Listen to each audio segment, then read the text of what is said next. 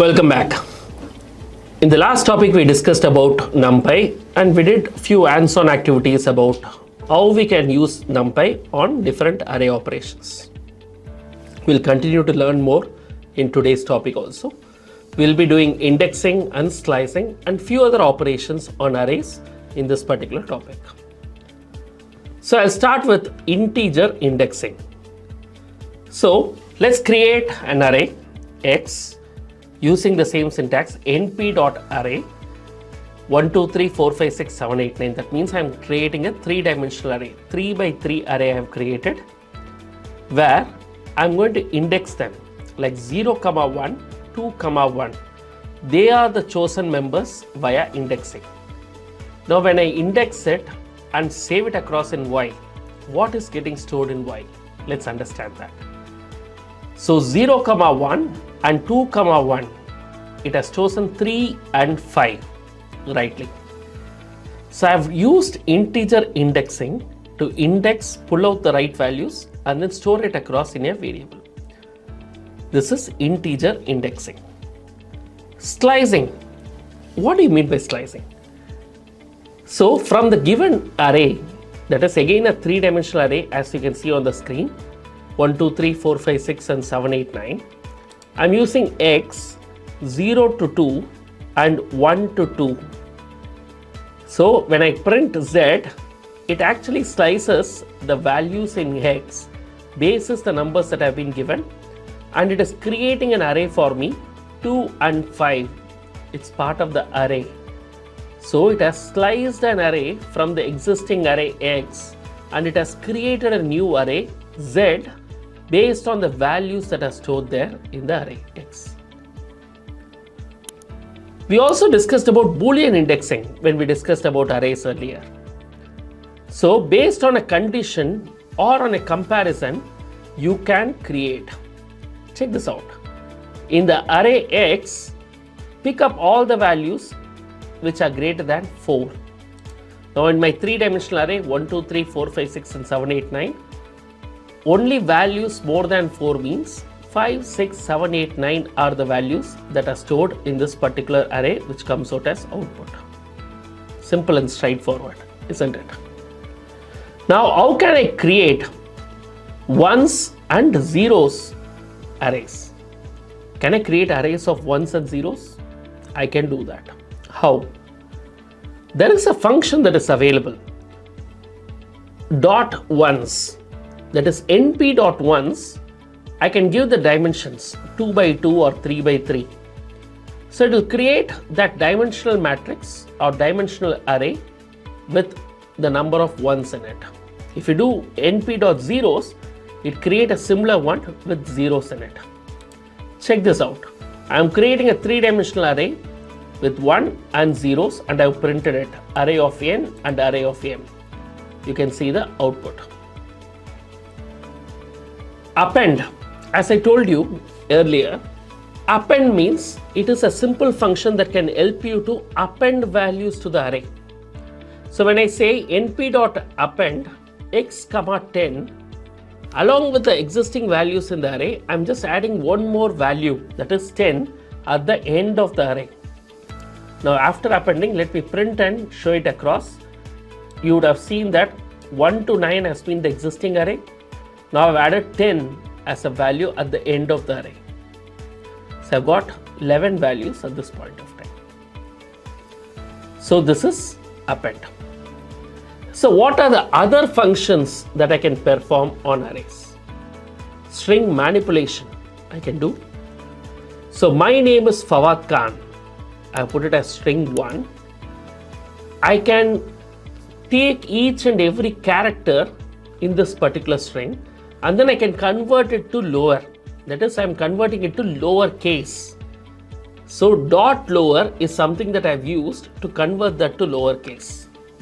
So lower case conversion I've done, and when I print it across, you might see the output very clearly. All the characters in this particular sentence have been converted to lower case. Same way, can I strip some characters? Yes, I can use strip function to strip certain characters from the array. Like in the string 1 array, I want to strip my as a string from this one. I am using np.char, char dot strip, and then passing the string array and the characters that I want to strip. Now my has been stripped. So name is Fawad Khan is the output that we are getting. Can I add? Can I multiply? Can I divide arrays? Yes, we can do that. So I'm adding two arrays here, array n and array m. If you remember, these are the arrays that I created earlier using ones and zeros. Now when I add these two arrays, I'm getting the output very clearly. All the ones added with zeros, each and every element correspondingly added. So I'm getting this as the output. Again, straightforward. Can I multiply? Yes. Can I multiply the array by 10? Yes, I can pass array. Multiply is the function I'm using. Then multiply by 10. So each and every value in this array is getting multiplied by 10. It's more like scalar multiplication, if you remember that. So I can pass the number that has to be multiplied. I've got that multiplied and printed it out. Same way I can divide also.